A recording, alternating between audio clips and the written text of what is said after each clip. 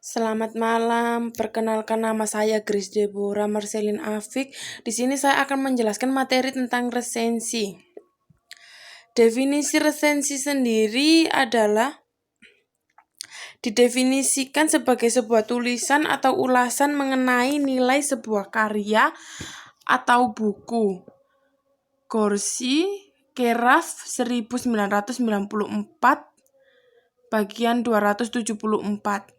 Yus Rusriana 1996 bagian 1 memberikan definisi bahwa resensi adalah tulisan mengenai buku pengetahuan, sastra, kamus, ensiklopedia, dan sebagainya yang mengiktisarkan dan menilai buku. Resensi adalah sebuah tulisan mengenai nilai baik buruknya sebuah hasil karya atau buku, merupakan penilaian mengenai buku, kualitas buku, baik isi maupun perwajahannya, disertai alasan dan bukti. Tulisan-tulisan resensi biasanya terdapat dalam sebuah surat kabar, majalah, atau jurnal-jurnal ilmiah.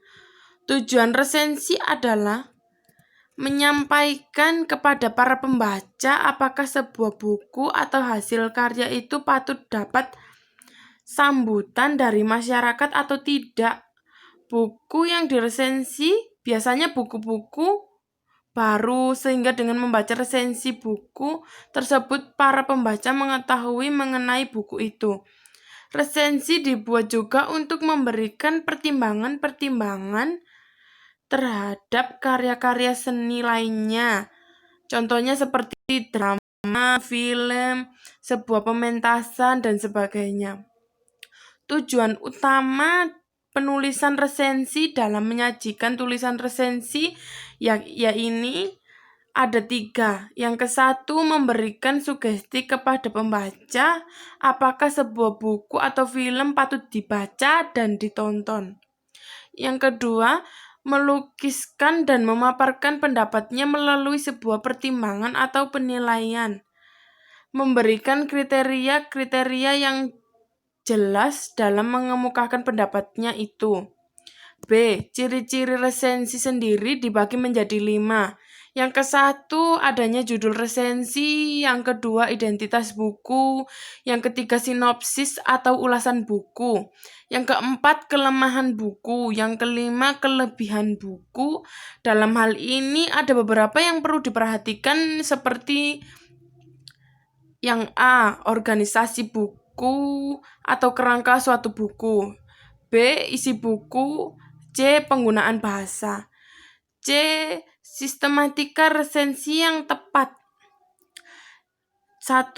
Mencantumkan terlebih dahulu tema atau judul karya yang akan diresensi. Yang kedua, mencantumkan nama pengarang, judul karya, penerbit, tempat penerbit, jumlah bab, dan jumlah halaman.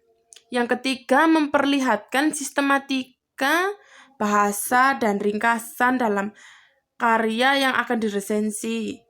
Yang keempat, menjelaskan kualitas karya yang akan diresensi, kekuatan dan kelemahan dan perbedaan dengan karya-karya yang lainnya. Yang kelima, menyampaikan pendapat dan kesimpulan dari penulis secara pribadi. Yang keenam sendiri adalah mencantumkan identitas penulis. D adalah contoh resensi novel. Identitas buku ada judulnya Dealova, penulis Dian Nurainindya, penerbit PT Gramedia Pustaka Utama. Halamannya 304 halaman, cetakan 12 tahun, tanggal 12 tahun 2005. ISBN 979 22 07 600. B. Peninjau. Pada awalnya novel ini hanya sekedar hobi menulis saja dan selalu ingin mencoba hal-hal baru. Penulis mulai mengawali menulisnya di masa SMP yang belum sempat terselesaikan dan sempat berhenti beberapa tahun silam, sehingga penulis mempunyai keinginan untuk meneruskan tulisan lagi di masa SMU. Cerita dalam novel ini merupakan imajinasi dari penulis sendiri. Tulisan ini dikirimkan ke salah satu penerbit, kemudian tanpa diduga novelnya diterbitkan dan menjadi novel bestseller tahun 2005.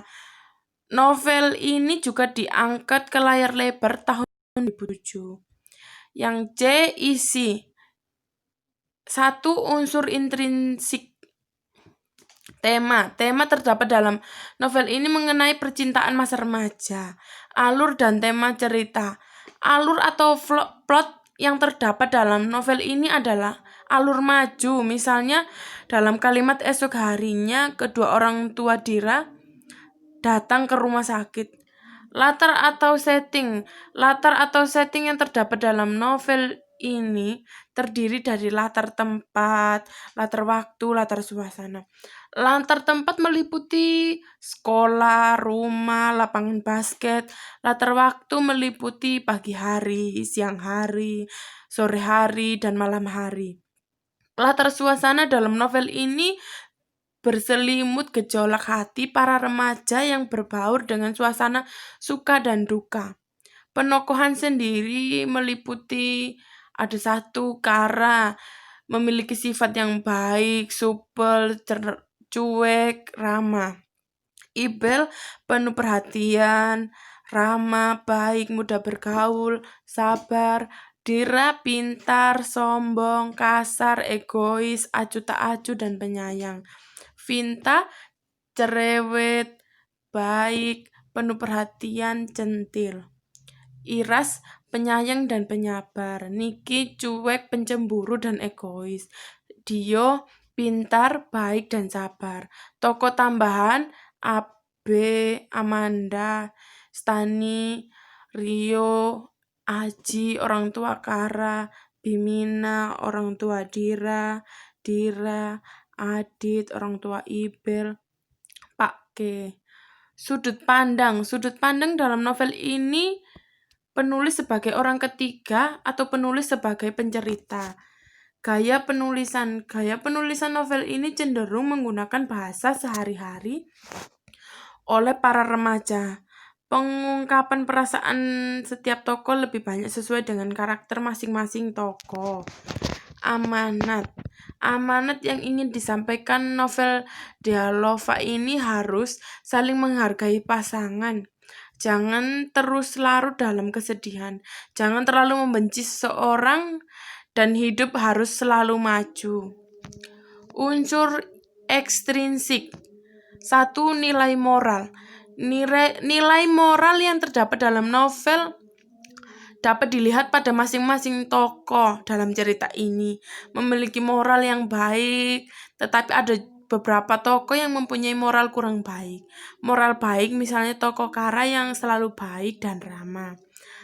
Yang kedua, nilai sosial. Nilai sosial yang terdapat dalam novel dapat dibuktikan dari tokoh Kara yang tidak membeda-bedakan dalam pertemanannya. D. Kekurangan dan kelebihan. Kelebihan dari novel ini adalah penulis benar-benar menjelaskan dalam penggambaran suasana hati yang dialami masing-masing tokoh dengan menggunakan bahasa yang mudah dimengerti, sehingga dapat membuat pembaca masuk dalam isi cerita. Kemudian pembaca akan hanyut dalam isi cerita dan turut merasakan perasaan tokoh tersebut. Kekurangan dari novel ini hanya terdapat pada segi penggunaan bahasa saja. Bahasa yang digunakan dalam novel ini mutlak bahasa remaja sehari-hari, jadi kurang memberikan pengetahuan tambahan dari pembaca dalam aspek kosakata. Kesimpulan atau sinopsis, novel Dialova ini menceritakan tentang seorang gadis tomboy dan jago main basket. Dia bernama Kara, rambutnya panjang, tidak seperti kebanyakan pemain basket yang lainnya. Dia memiliki wajah yang manis dan seorang yang santai, tapi kalau Kara marah, semuanya bisa jadi gawat darurat. Sekian presentasi dari saya. Kalau ada pertanyaan, silakan ditanyakan.